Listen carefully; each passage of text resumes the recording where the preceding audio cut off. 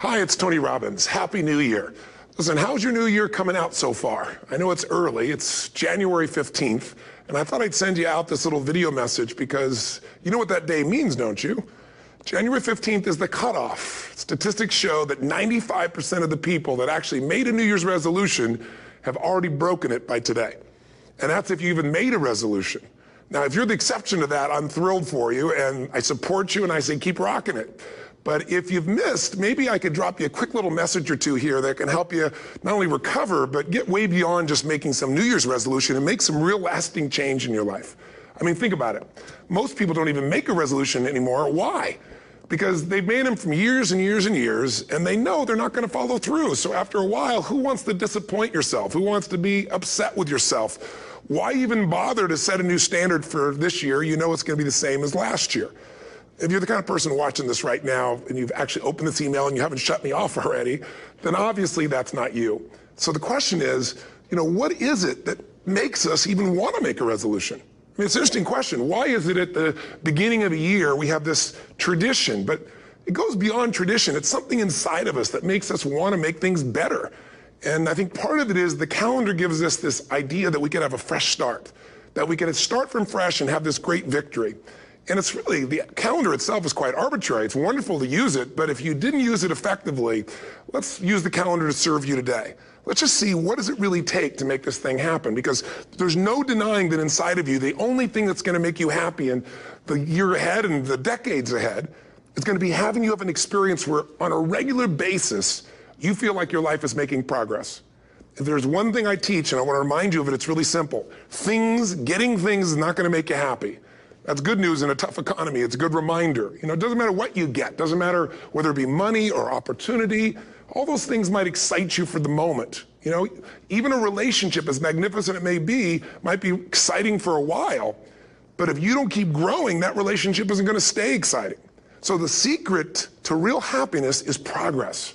Progress equals happiness. And if we can make progress on a regular basis, we feel alive. And that's why at the beginning of the year, we get this thing like, okay, I can have this fresh start. I could really do what my soul desires. I could expand. I could grow. I could improve. I could change.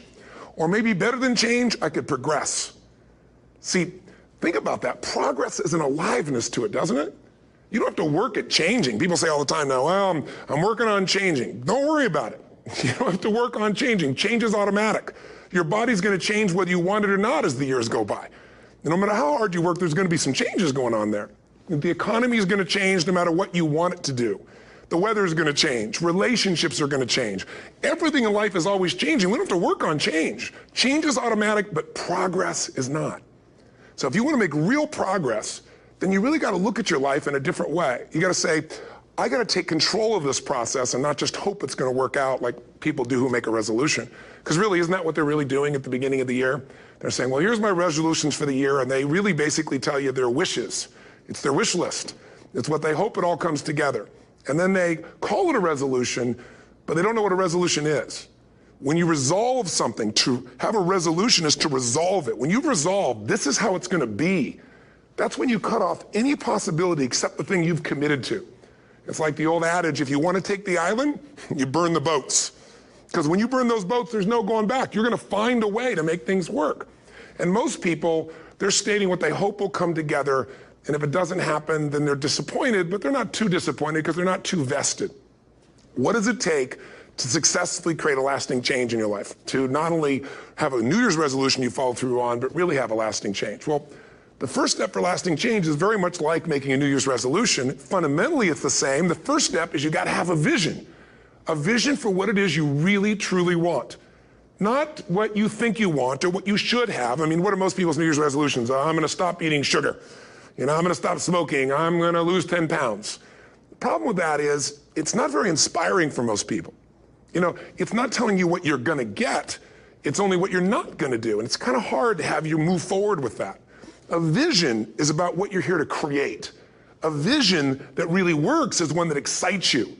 If you say, well, my resolution, my goal, my outcome for this month, this week, this year is to lose X number of pounds, that's okay, but it's not very compelling.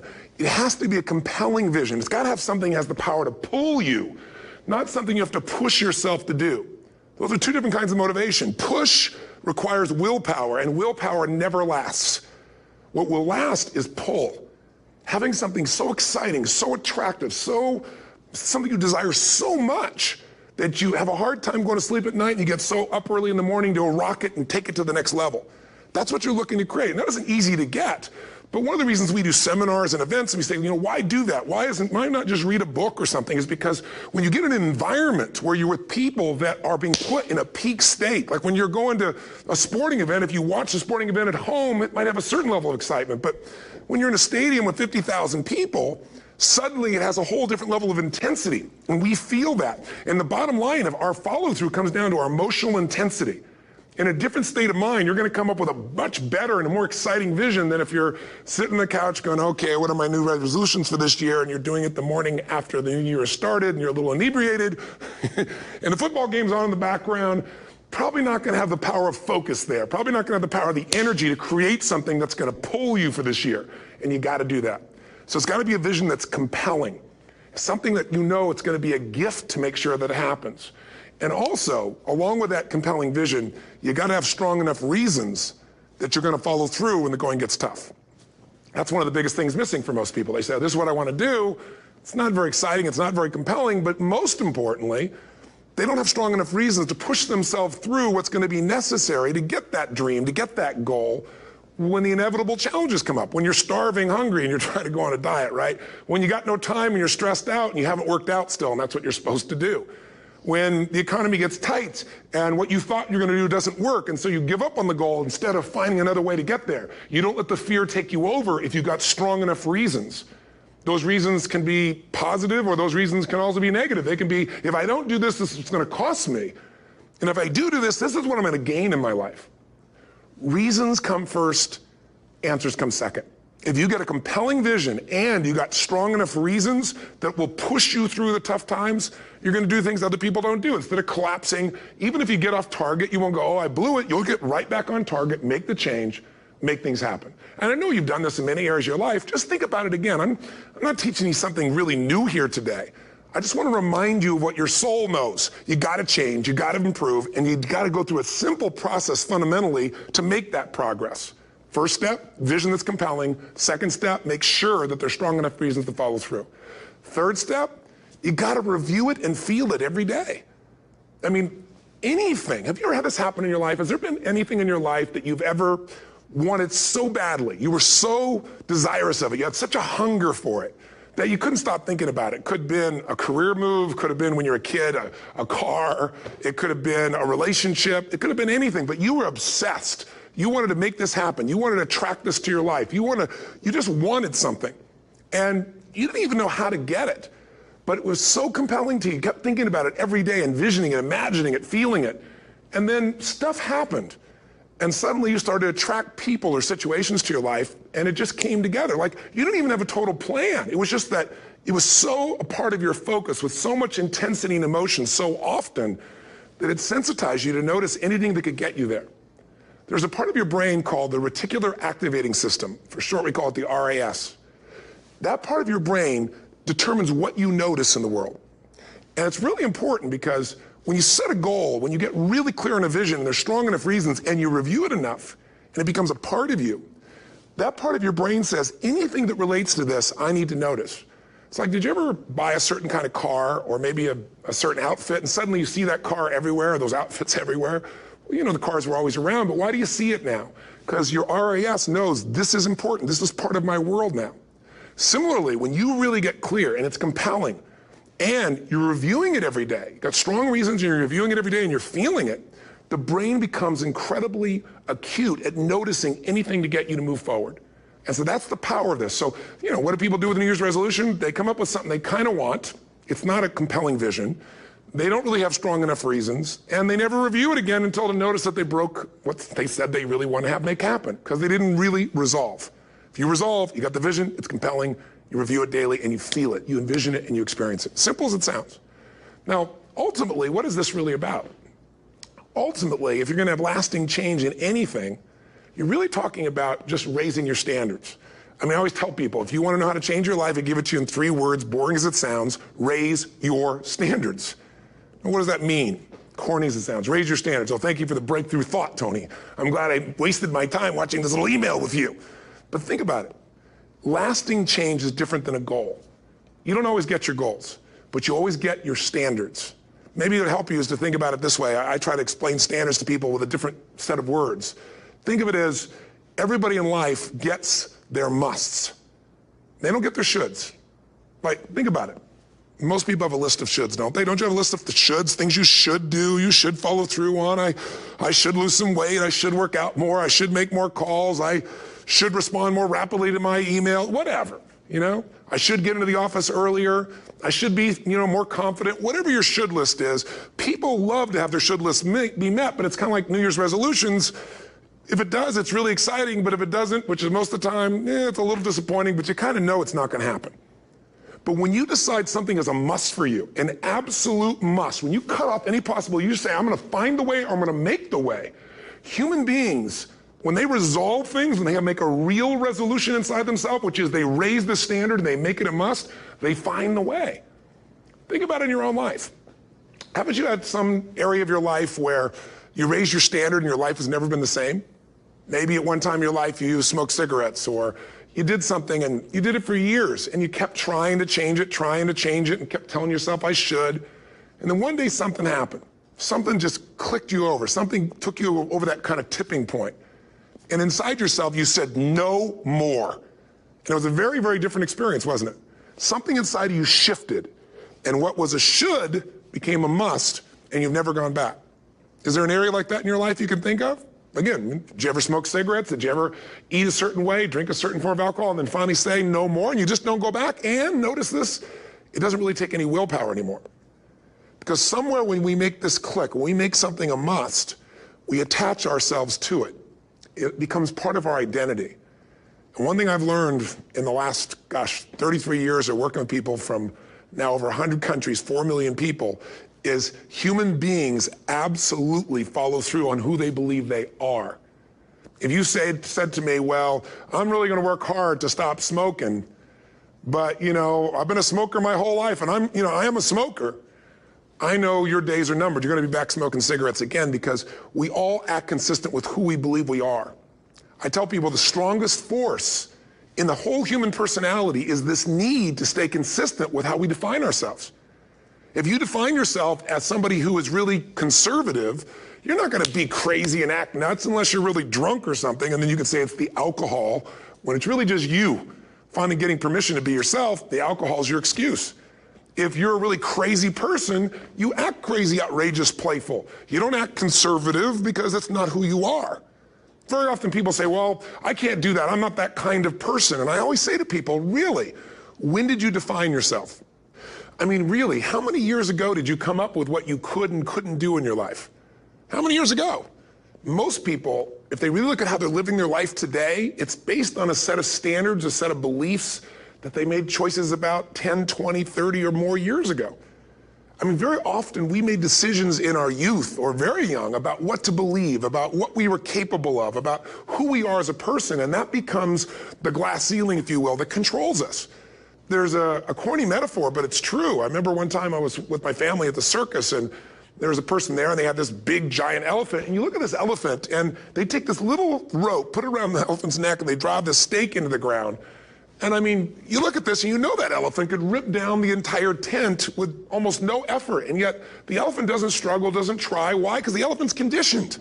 And they take that elephant and condition the elephant when it's a baby elephant. That's how they train them. When it's a little baby elephant and it doesn't have the power yet, they put a big rope around it and they drive this huge stake in the ground, and the elephant fights and fights and fights. And one day, finally, that elephant decides, I'm not capable of pulling this out. And once that becomes the definition of an identity of anyone, an elephant in this case, they don't even try anymore. It's just who I am, that's how it is, that's just the way it is in my life. I'd like to ask you to take a look at any place you've got a limitation and ask yourself, when did I decide to accept that limitation? And you may not even see it as a limitation. You might see it as just that's who I am. But so often in our lives, we've adapted to be a certain way so that we don't fail or so that people will like us or respect us, but it's not necessarily who we are. Joy comes when you're spontaneous. It's really hard to be truly happy when you're not being yourself. And most of us have no clue who we are. And so a big part of my work, if you've ever been to an event, you know, is to get people to do things spontaneously without thinking, because that's when the real you shows up. That's when the energy comes alive. And when you do that, when you start to connect to your true nature, suddenly there's energy available for you to set a higher standard for what you want in your life. That's what this is really all about. And when I talk about standards, when I talk about, shoulds versus musts, think about your own life. I know there have been areas in your life where some point in time you just shifted and you raised the standard and your life changed.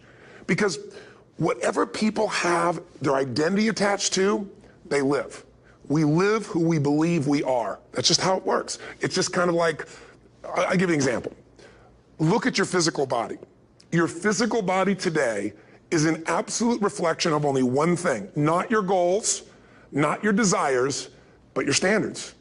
The identity you have for yourself. If your standard is you're an athlete, then there's a certain amount of strength, a muscle tone, and energy that's available in your body on a regular basis because that's who you are. And so you do whatever's necessary to maintain that identity.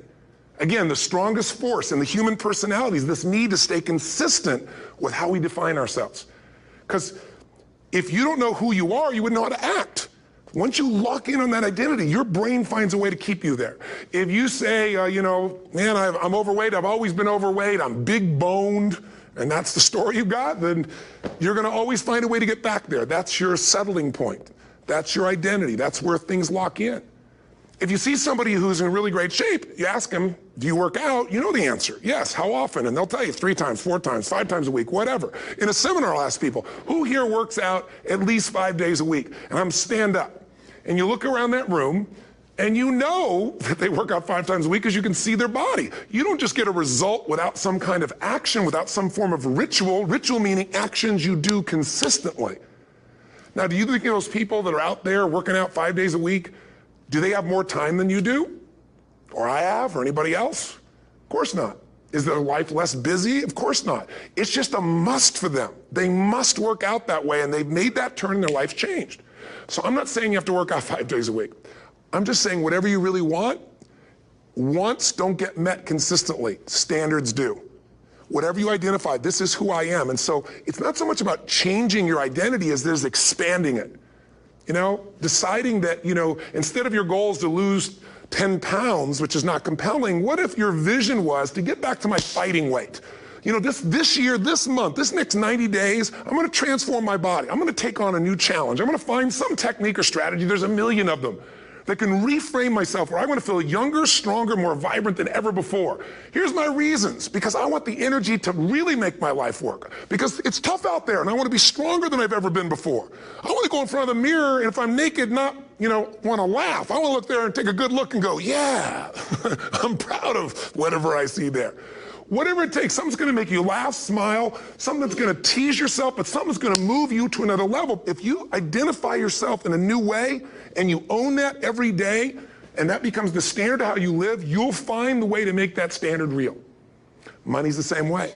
Think about it. It doesn't matter what's happening, quote unquote, in the marketplace. People that make money find a way to make money no matter what, don't they? I mean, most people's standard is to pay their bills. So that's what most people find a way to do, even when economic times get tough. Most people, if that's their absolute standard, they find a way. Some people's standard is pay their bills most of the time. And so most of the time they do. Some people's standard is not just to pay their bills, but to take care of their family and maybe even some of their friends. And they find a way. In fact, some people may be in a family where they don't have enough money. They barely have money to pay their bills.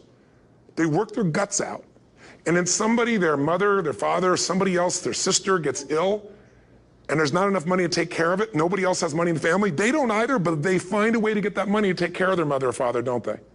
And pay their bills. They never could do it before. Why?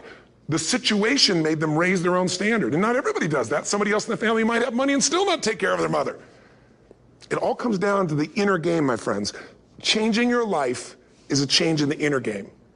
The outside world you can't control, but you have absolute control over this one if you learn the dynamics of what shapes you. And identity is one of those simple, clear, fundamental basics that if you start to shift it, everything else will shift in your life as well. Some people, by the way, have to have more than enough money to do what they want, when they want, where they want, with whomever they want, contribute the way they want. And if that's their must, they find a way. I know that sounds overly simplistic, but it's true. You know, somebody once said you could take all the money in the world out of the hands of everybody, out of all the wealthy people in the world who are really successful, give it to other people. It wouldn't take too long, those people would have it back in their hands. It's not because they're manipulative, it's because they have a standard. Some are manipulative, don't get me wrong, but they've got a standard of what they're gonna find a way to make happen. I'm just simply saying to you, take those 3 magic words and live them. Raise your standard. And if you really wanna do it, then I'll tell you the most important secret. Have you ever done this? Have you ever told yourself you're raising your standard? Okay, I'm gonna go make this happen. I'm gonna go make this much money. I'm gonna transform my kids. I'm gonna create the ultimate relationship in my life. I'm gonna transform my body, whatever it is. And then you don't have strong enough reasons and you don't use it. You don't follow through. It's because you didn't back up your standards with what makes those standards real, and that's rituals. Rituals are where the power is.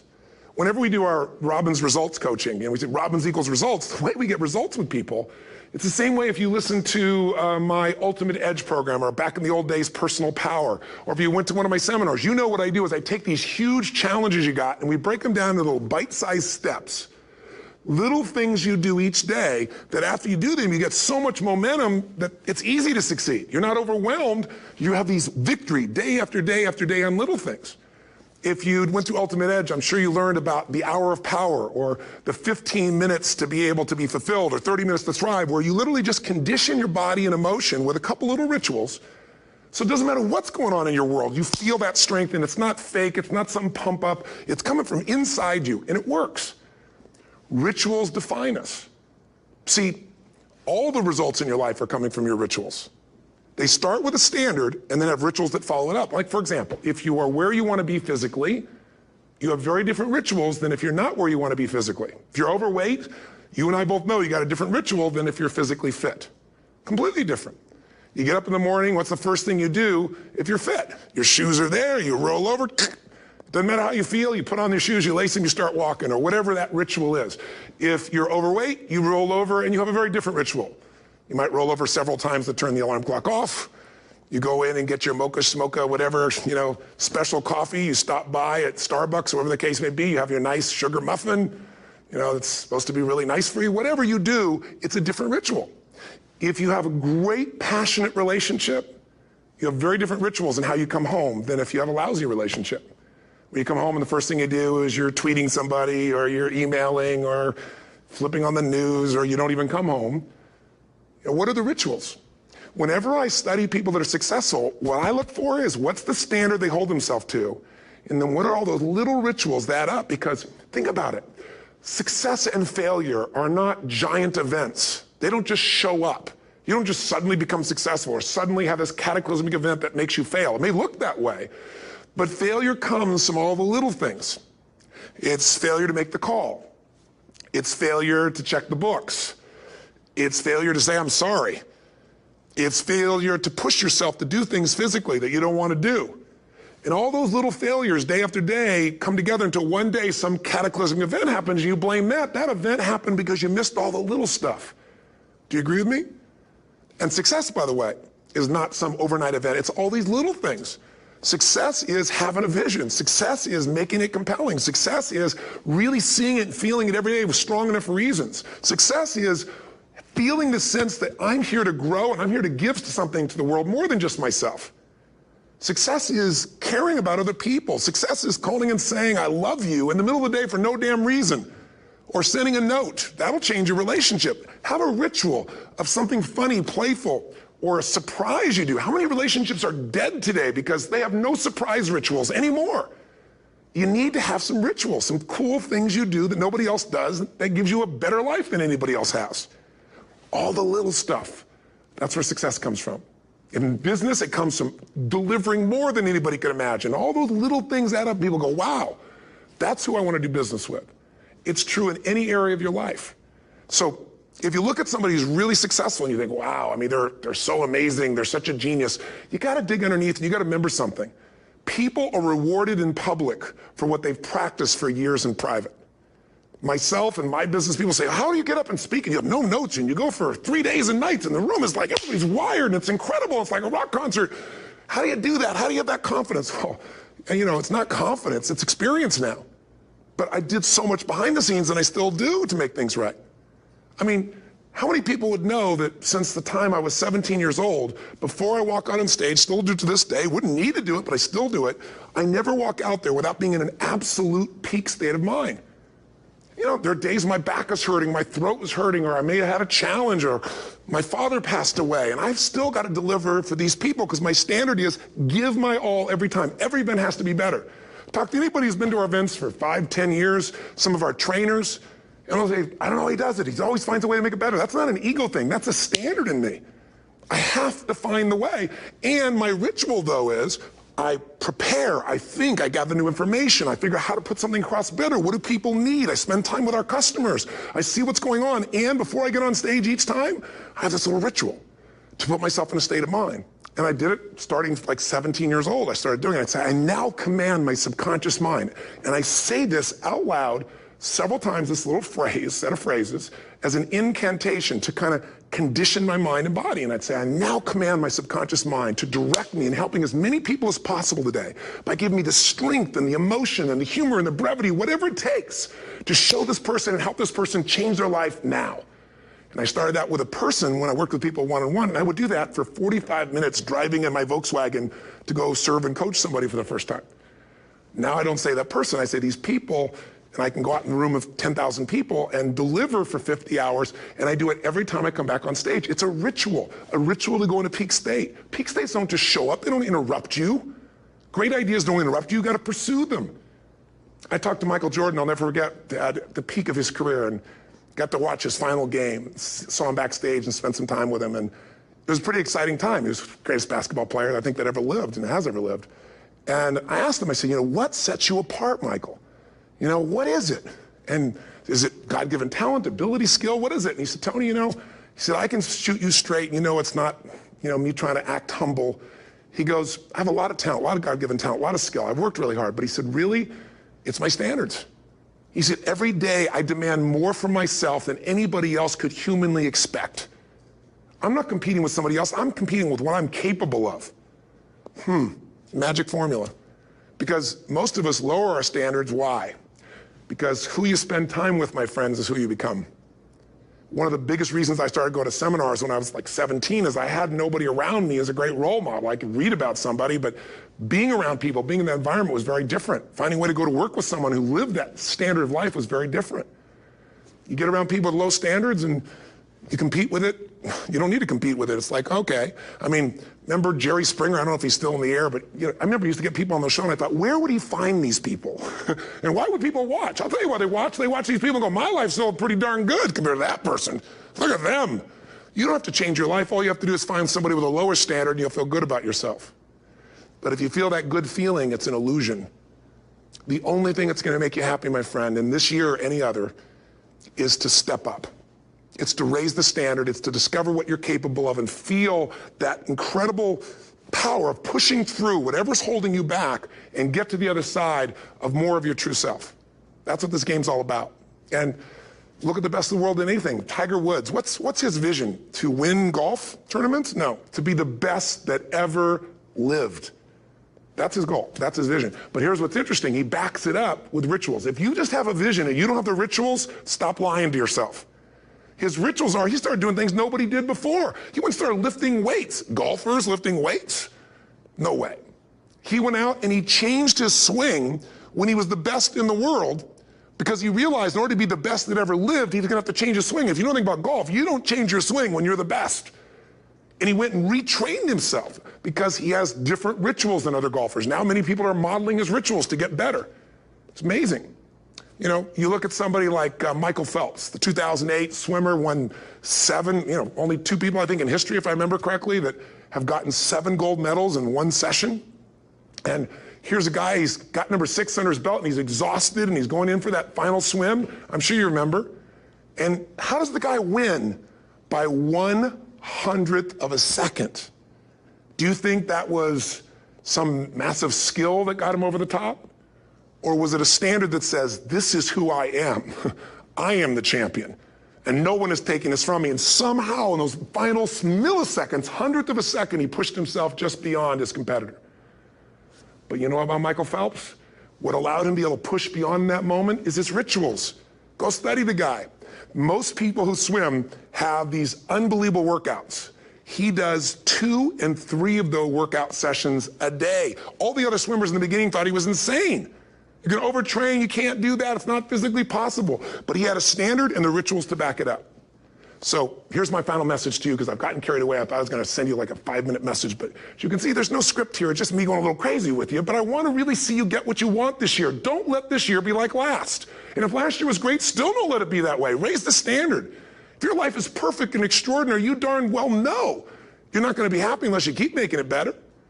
That's what makes us feel alive. It's not what we get that makes us happy, it's who we become and what we're able to give because we become more. That sense of contribution is what creates the deepest meaning. So here's my assignment for you, if you want one. If you wanna go from conversation to some action, here's a simple thing to do. What's an area of your life right now that you really wanna improve? What's an area that's important to improve? If your body's great, how about your career? If career's great, how about your relationships?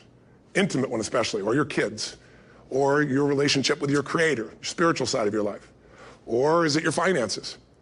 Figure an area that really matters, decide on that area. Number 1, write down what your life is like in that area right now as specifically as possible. So you might say, well, I'm 13.5 pounds overweight, whatever the weight is, whatever the situation is, or my body fat's like this, or I wake up exhausted in the morning, and you write the truth of where you are right now. So you're real clear. Or I'm not in a relationship. I say I want a relationship, but I'm not in one, and I don't seem to find them. All the good ones seem to be gone is my belief. And I really do want one, but I don't have it. Whatever your definition. Or I'm in a relationship, and God, I wish I wasn't in a relationship. I'm planning my escape, wherever you are. Or I have a wonderful relationship, we love each other, but there just isn't enough passion. Just write the truth of where you are. The area you want to change, but write how it is. And then the second step is, and this is where you got to be really honest with yourself. What are the rituals that have put me there? Because whatever results you're getting, even if you don't like the results, there's some rituals that are keeping you in that place. There's some rituals of what you eat or don't eat, how you move or don't move, how you sleep or don't sleep. There's some rituals in the lack of variety or spice or energy or focus in an area. There's something you're doing, and it's usually not one thing, it's a bunch of little things that you kind of do consistently whenever you think about getting in a relationship, whenever you think about working out, whenever you think about money. You get yourself in a state of overwhelm. You start thinking about all the things you can't control. Just write down all the rituals you have, and then here's the third step. What do you want? What's your vision? And be really specific. I want to be my fighting weight. I want to be the strongest I've ever felt. I'm going to turn whatever it is, be specific. And then, last step, number 4, what are the rituals that'll get you there? What would you need to do differently each morning if you're going to be that kind of energy, that kind of strength? How often would you work out? What days would you work out? What time? A ritual is something you do consistently, usually at a specific time, so it becomes automatic. Let me tell you something. Willpower doesn't last, but rituals can last a lifetime. I bet you have some rituals in your life right now you've been doing for years, even though some of them don't serve you. I'm just saying, wake yourself up. If you want a new year and a new life, you don't need to start on January 1st. Start today. Start with this little video. And just begin to see what happens and see how easy it is to just do a few little rituals. Don't do them all, just do 2 or 3 new things. And you know what happens? You'll get momentum. Because once you discipline yourself in one area of your life, you feel yourself doing it in other areas as well. And I always say something that my original teacher taught me. I always remind people, there's always 2 pains in life. There's the pain of discipline, or there's the pain of regret. And discipline weighs ounces, as my friend Jim Rohn taught me. Regret weighs tons. You don't have regret. So right now, what do you want to change? What's it really like? What are the rituals that got you there? That'll take a little homework. If you're not sure, ask the people around you. They'll tell you what your rituals are. What do I really want in depth? What are the rituals that'll get me there? And then get yourself to start a few of those actions and lock them in place. If I can help you in any way, we're here as a company to support you. Come have an event with us. Come to Unleash the Power Within or Mastery University, or get a coach. You can get a free coaching session if you call our company and click on something on this. We'll probably have something on it, or get a product. Or don't do anything with us, but do something with somebody, starting with you. If you make the changes in yourself, you're going to be proud this year, and no amount of money or accolades from other people can mirror the feeling of being proud of knowing you've taken back control of your life, or you've taken a great life to another level. Because once you do that, you have something you can give other people, whether it be your kids or your friends or your family. And ultimately, that's what life's about. So thanks for listening. I don't know how long I went here, but I hope this has been helpful for you. I just thought it's a new year, and I want people to be able to truly create a new life. And until I see you again, hopefully soon, or gets a chance to meet you, live strong and live with passion. And of course, God bless to you. Happy New Year.